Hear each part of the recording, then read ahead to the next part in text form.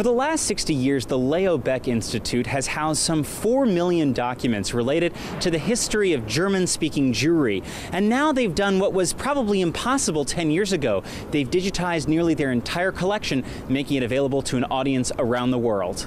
Somebody who is familiar with what we are doing found this box as it is in a thrift shop. Inside are letters, dozens of them. The penmanship is hard to decipher, but they're written in German, and they'd be perhaps unremarkable if it weren't for the telltale Nazi stamp emblazoned on the envelopes. They belong to Else Hertz, who in 1937 left Germany for the United States. And her family, her parents, I think siblings, other people from her circle stayed in Germany. And those are the letters that she received. Though the collection at the Leo Baeck Institute houses documents from across many eras of German Jewish life, they've recently received an influx of wartime correspondence. Those letters are read by a team of volunteers, cataloged and indexed, and then filed away.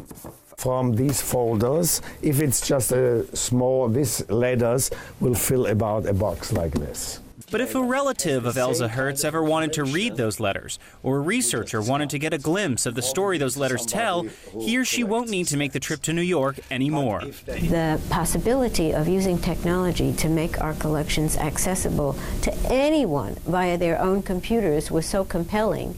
And fortunately, we were able to find the financial support to make it possible. 95% of the archive's holdings have been digitally photographed and in relatively short order made available online, sorted on Leo Baeck's website and indexed by search engines like Google and Yahoo. It's one of the first archives to digitize nearly its entire collection. Let's say you are interested in the Sternheim family. You click through and then you say, well, what is that?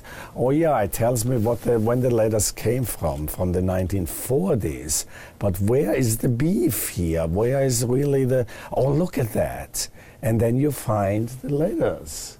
But it's not just letters. It's 4 million pages, photo albums, passports, registries, letters from luminaries like Albert Einstein, school children's drawings, the public and the private, now all available online. There were no models. We had to start from scratch. There was no other archive that we could really sort of ask or consult. The idea was to put the entire archive online, not to just have a select few, not to prioritize certain collections and, leave others out. The project took 5 years and some $2.5 million. The Institute partnered with the Internet Archive, who made this video, a nonprofit that offers digital storage and free public access to millions of books and other digitized material.